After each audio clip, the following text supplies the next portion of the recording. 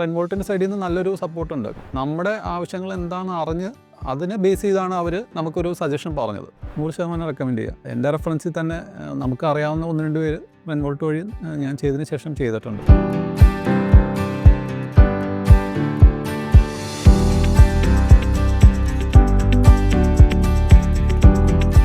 എൻ്റെ പേര് പ്രജേഷ് ജോസ്. ഞാൻ ഇരുമ്പപ്പടിയാണ് താമസിക്കുന്നത്. ഞാൻ വർക്ക് ചെയ്യുന്നത് കാക്കനാട് ഇൻഫോ പാർക്കിൽ കൊണ്ടുവരുന്ന കമ്പനിയിലാണ്. വീട്ടിൽ സോളാർ വെക്കുന്നതിന് ഒരു ഇൻട്രസ്റ്റ് വന്നതെന്ന് വെച്ചിട്ടുണ്ടെങ്കിൽ നമുക്ക് ഉയർന്ന കറണ്ട് ബില്ല് തന്നെയാണ്. പിന്നെ ഇപ്പോൾ ഞാനിവിടെ വീട്ടിലിരുന്ന് വർക്ക് ചെയ്യുന്ന ഒരാളായതുകൊണ്ട് നമുക്ക് 24 hours പവർ സപ്ലൈ വേണം. നമ്മുടെ ഇവിടെ ഈ ഏരിയയിൽ പവർ സപ്ലൈയുടെ ഫെയിലിയർ ഭയങ്കര കൂടുതലായിരുന്നു. പകൽ നമുക്ക് നല്ല രീതിയിൽ യൂസ് ഉണ്ട്. അപ്പോൾ നമുക്ക് പകലായിരുന്നു ഏറ്റവും കൂടുതൽ പ്രശ്നങ്ങൾ ഉണ്ടായിരുന്നു. ഇവിടെ പവർ ഫെയിലിയറിൻ്റെ ഒരുപാട് ഇഷ്യൂസ് നമുക്ക് പകലുണ്ടായിരുന്നു. അപ്പോൾ അത് ഓവർകം ചെയ്യാൻ എന്താണ് ഒരു സൊല്യൂഷൻ എന്നെക്കുറിച്ച് ആലോചിച്ചുകൊണ്ടിരുന്ന സമയത്താണ് ഓൾറെഡി സോളാർ വെക്കുന്നതിനെക്കുറിച്ച് ആലോചിച്ചു. പല രീതിയിലുള്ള സോളാർ ഉണ്ടല്ലോ നമുക്ക്. നമ്മൾ ആദ്യം ഒരു ഓഫ് ഗ്രിഡാണ് നമ്മൾ ആദ്യം പ്ലാൻ ചെയ്ത് തുടങ്ങിയത്. റെൻവോൾട്ടിൻ്റെ ഒരു ഡയറക്ടർ എൻ്റെ ഒരു സുഹൃത്താണ്. അവരുമായിട്ട് കൂടുതൽ ഡിസ്കസ് ചെയ്യാറുണ്ട്. അവരുടെ ഓഫീസിൽ ഞാൻ ഇടയ്ക്ക് പോകാറുണ്ടായിരുന്നു. അപ്പോൾ അതിനകത്ത് കൂടുതൽ ഡിസ്കസ് ചെയ്ത് വന്നു കഴിഞ്ഞപ്പോഴാണ് അത്യാവശ്യം കൃഷിയും കാര്യങ്ങളൊക്കെ ഉള്ളതാണ്. അപ്പോൾ നമുക്കിവിടെ അത്യാവശ്യം റബ്ബറും കാര്യങ്ങളൊക്കെ ഉണ്ട്. അപ്പോൾ അതാണെങ്കിലും റബ്ബർ ഷീറ്റ് അടിക്കുന്നത് മറ്റേ മോട്ടറൈസ്ഡ് മെഷീനാണ്. ഷീറ്റ് അടിക്കാൻ വേണ്ടി വരുന്ന ആൾ ആ ഒരു സമയത്ത് കറണ്ട് ഇല്ലാന്നുണ്ടെങ്കിൽ ആൾ തിരിച്ചു പോകും. അപ്പോൾ നമ്മുടെ പല കാര്യങ്ങളും അന്നേരം പെൻഡിങ് ആയി പോവാണ്. വീട്ടിലാണെങ്കിലും മോട്ടർ അടിക്കുന്നതാണെങ്കിലും പകൽ ഒരുപാട് യൂസ് ഉണ്ട്. കൃഷി കുടുംബമായതുകൊണ്ട് നമുക്കിവിടെ പശുവും കാര്യങ്ങളൊക്കെ ഉണ്ട്. അപ്പോൾ അതിനും വേണ്ടിയും വെള്ളത്തിന് ധാരാളമായ ഉപയോഗമുണ്ട്.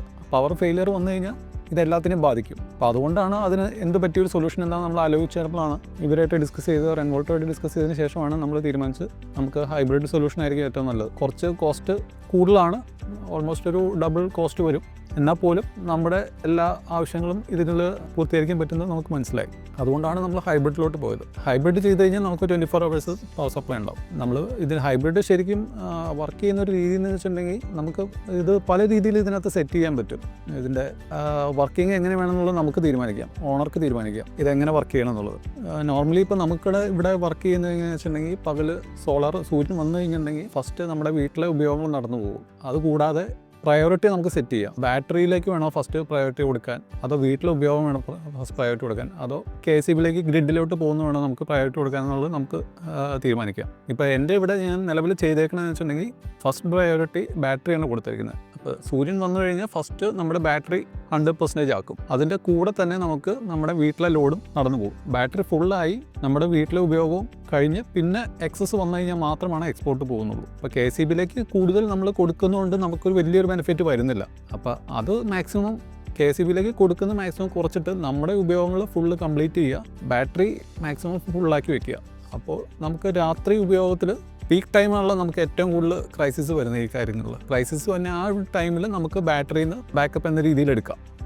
വീട്ടിലെ എല്ലാ കണക്ഷൻസും വീട്ടിൽ ഉപയോഗിക്കുന്ന 1.5 ton AC, 1 HP മോട്ടർ, ഇത് കൂടാതെ റബ്ബർ ഷീറ്റ് അടിക്കുന്ന അവിടത്തേക്ക് വേണ്ടി ഉപയോഗിക്കുന്ന ഒരു 1 HP മോട്ടർ ഉൾപ്പെടെ എല്ലാ ഉപകരണങ്ങളും ഇതിനകത്ത് കണക്ട് ചെയ്ത് കൊടുത്തിട്ടുണ്ട്.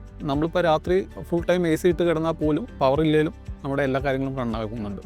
റെൻവോൾട്ടിൻ്റെ സൈഡിൽ നിന്ന് നല്ലൊരു സപ്പോർട്ടുണ്ട്. നമ്മുടെ ആവശ്യങ്ങൾ എന്താണെന്ന് അറിഞ്ഞ് അതിനെ ബേസ് ചെയ്താണ് അവർ നമുക്കൊരു സജഷൻ പറഞ്ഞത്. പിന്നെ ഇൻസ്റ്റാളേഷൻ ആണെങ്കിലും നമ്മുടെ ഒരു സൗകര്യമോടെ നോക്കിയിട്ടാണ്. എനിക്ക് ഇവിടെ വന്നുകൊണ്ടിരുന്ന ഒരു 5000 റേഞ്ചിലാണ് ബില്ല് വന്നുകൊണ്ടിരുന്നത്. അന്ന് AC വെച്ചിട്ടേ ഉള്ളൂ. AC വെച്ച് ഫസ്റ്റ് ബില്ല് വന്ന് നമുക്കൊരു 5000 റേഞ്ചിലാണ് ബില്ല് വന്നിരുന്നത്. 1.5 ton AC ആണ് ഇരിക്കുന്നത്. അപ്പോൾ അന്നൊരു 5000 വന്നത്. പക്ഷേ എൻ്റെ നിലവിലെ ഉപയോഗം വെച്ചിട്ട് ഇപ്പം നിലവിലൊരു 10,000 റേഞ്ചിൽ ബില്ല് വരണം. അത്രയ്ക്കുള്ള ഉപയോഗം ഞാനിവിടെ ഉപയോഗിക്കുന്നുണ്ട് ഡെയിലി. കാരണം ഞാനിപ്പോൾ AC തന്നെ ടൈമർ ഇട്ട് സെറ്റ് ചെയ്ത് വെച്ചേക്കാണ്. രാവിലെ ഒരു 11 മണി മുതൽ വൈകിട്ട് 4 മണി വരെ ഫുൾ ടൈം AC ഓൺ ആയിരിക്കും. ഇതേപോലെ തന്നെ രാത്രിയും ഒരു കുറച്ച് ടൈമിലോട്ട് AC ഓണാക്കി വെച്ചേക്കും. അപ്പോൾ ഈ ടൈമിലൊന്നും നമുക്ക് ഒരു രീതിയിലും നമ്മളെ ഒരു കാര്യങ്ങളും ബാധിക്കുന്നില്ല. എൻ്റെ വീട്ടിൽ എല്ലാവർക്കും ഇത് ചെയ്തതിന് ശേഷം ഒരിക്കലും നമ്മളിപ്പോൾ ഒരു ഇൻവെസ്റ്റ്മെൻറ്റ് ചെയ്തു എന്ന് പോലും അത്യാവശ്യം നല്ലൊരു ഇൻവെസ്റ്റ്മെൻറ്റ് ആയിരുന്നു. കാരണം നമ്മളൊരു ഓൺ ഗ്രിഡ് ഫെസിലിറ്റി ചെയ്യുന്നതിൻ്റെ ഏകദേശം ഡബിൾ കോസ്റ്റ് നമുക്ക് ഇതിനകത്ത് വന്നിട്ടുണ്ട്. പക്ഷേ നമ്മളൊരു ഫ്യൂച്ചറിലോട്ട് നോക്കുമ്പോൾ നമുക്കൊരു 20-25 years പിന്നെ ഇതിനെക്കുറിച്ച് നമുക്ക് ആലോചിക്കേണ്ട കാര്യമില്ല. നമ്മളിപ്പോൾ കറണ്ട് ബില്ല് ഉദ്ദേശിച്ചും പേടിക്കേണ്ട.